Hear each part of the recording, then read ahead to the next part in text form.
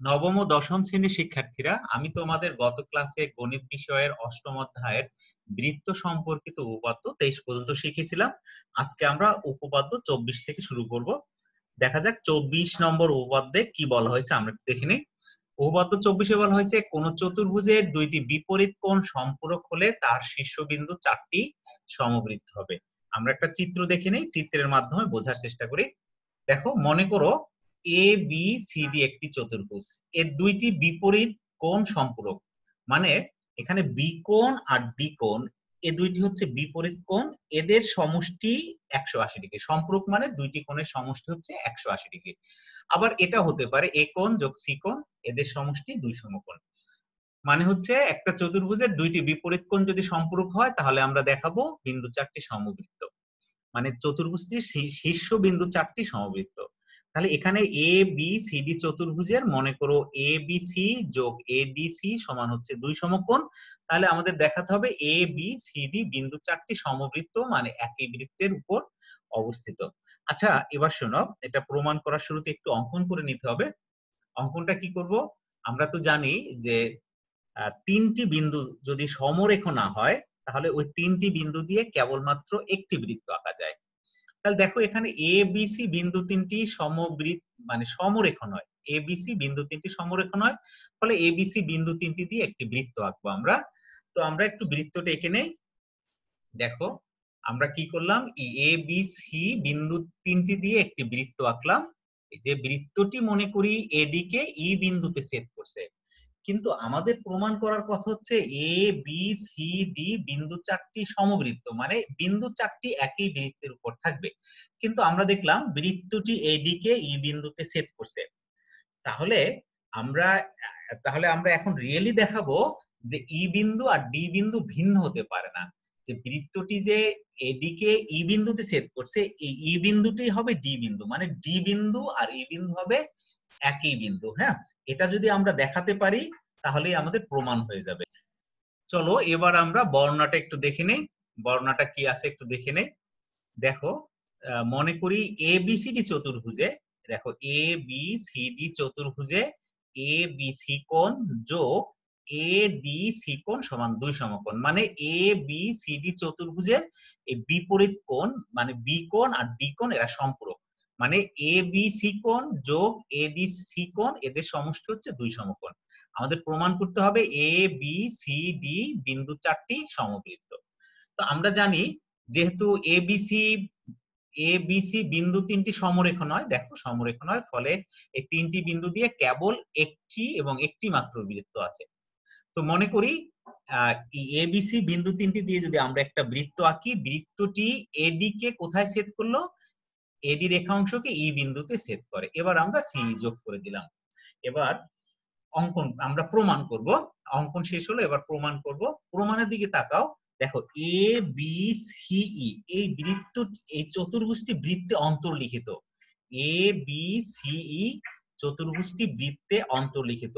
আর আমরা উপপাদ্য 23-এ শিখছিলাম যে একটি চতুর্ভুজ যদি বৃত্তে অন্তর্লিখিত হয় তাহলে চতুর্ভুজটির বিপরীত কোণদ্বয়ের সমষ্টি 2 সমকোণ হবে।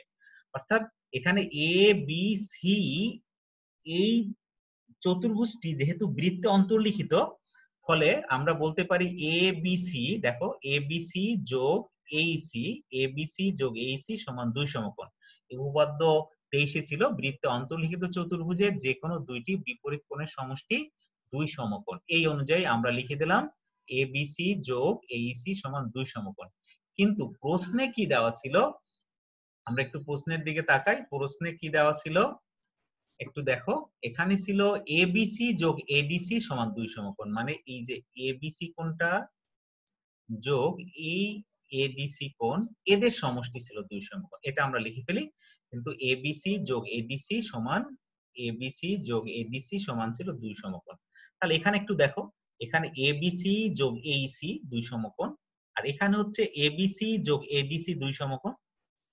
তাহলে এই দেখো, এবিসি আর এইসি মিলে 2 সমকোণ, আবার এবিসি আর এডিসি মিলে 2 সমকোণ। তাহলে অবশ্যই এইসি সমান হবে এডিসি লেখা যায়, এইসি সমান এডিসি লেখা যায়।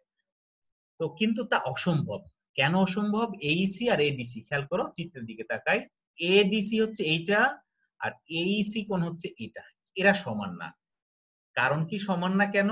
দেখো ইডিসি ত্রিভুজের বহিস্থ এইসি কোণ সমান হচ্ছে অন্তস্থ বিপরীত কোণের থেকে বড় হয়। আমরা এটা জানি, কোন ত্রিভুজের একটা বাহুকে বর্ধিত করলে যে বহিস্থ কোণ উৎপন্ন হয়, এখানে ইডিসি ত্রিভুজের ইডি বাহুকে এ পর্যন্ত বর্ধিত করা আছে, দেখো বর্ধিত করলে এই এ ইসি হচ্ছে বহিস্থ কোণ, বহিস্থ কোণ হচ্ছে এইসি, আর অন্তস্থ হচ্ছে ডিইসি।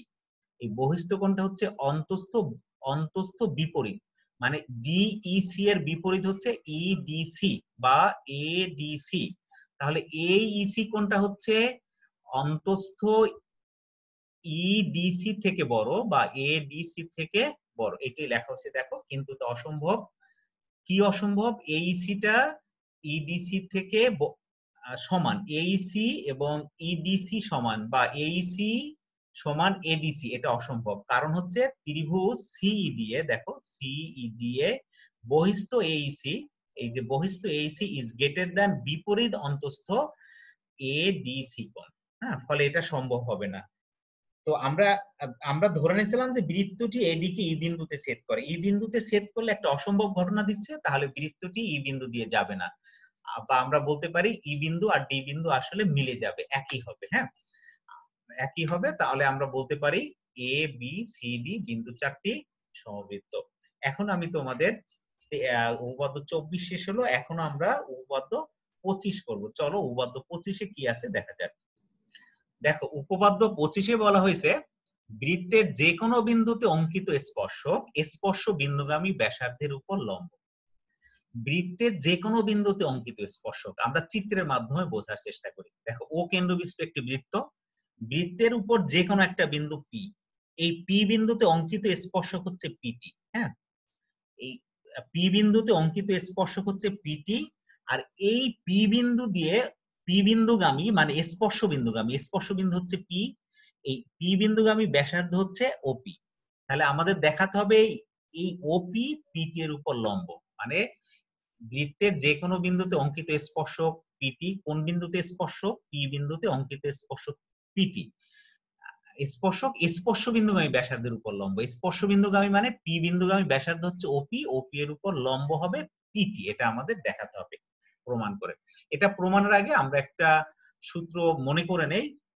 সূত্রটা ছিল এরকম, মনে করো এই একটা সরলরেখা আছে, আর তার বহিস্থ বিন্দু হচ্ছে মনে করো ও। এখন ও থেকে এই সরলরেখাটার উপর যতগুলো রেখা আঁকা যায়, অনেক রেখা আঁকা যায়, অসংখ্য রেখা আঁকতে পারবো, এর মধ্যে যেটা ছোট হবে এই ছোটটাই হবে এই এবি রেখা। এটাকে যদি তুমি এবি মনে করো, এবি এর উপর লম্ব, মানে ও বিন্দু থেকে এবি এর উপর যত রেখা টানা যায়, এভাবে অনেকগুলো রেখা টানতে পারবো। তার মধ্যে যেটা ছোট হবে, সব থেকে যেটা ছোট, মনে করো ওপি হচ্ছে সব থেকে ছোট, ছোটটাই হবে এবি এর উপর লম্ব, এটা আমরা জানি। তাহলে দেখো আমরা বিশেষ নির্বাচনটা একটু দেখে নিই। মনে করি ও কেন্দ্রবিশিষ্ট একটি বৃত্তের উপরস্থ বিন্দু পি, পি বিন্দুতে পিটি একটি স্পর্শক, এবং ওপি হচ্ছে স্পর্শ বিন্দুগামী ব্যাসার্ধ। আমাদের প্রমাণ করতে হবে পিটি ওপি এর উপর লম্ব বা পিটি লম্ব ওপি। আমরা অঙ্কন করেছি কি, দেখো পিটি এর উপর যে কোনো একটা বিন্দু কিউ নিলাম, ও কিউ যোগ করে দিলাম। এখন শোনো, আগে একটু বুঝে নেই প্রমাণের শুরুতেই। দেখো পি বিন্দুটা বৃত্তের উপরস্থ, আর তাহলে পিটি স্পর্শকের সকল বিন্দু, এই পি বিন্দু বাদে পিটি স্পর্শকের সকল বিন্দু বৃত্তের বাইরে। আর কেন্দ্র থেকে বৃত্তের উপরের বিন্দুর দূরত্ব বৃত্তের বাইরের বিন্দুর দূরত্ব থেকে ছোট। তাহলে পিটি স্পর্শকের উপর যত বিন্দু আছে সেই বিন্দুগুলোর সাথে যদি আমি ও বিন্দু যোগ করি, যোগ করলে যে সরলরেখাগুলো পাবো সেগুলোর দূরত্ব, মানে সেই সরলরেখাগুলোর দৈর্ঘ্য হবে ওপি থেকে বড় হবে।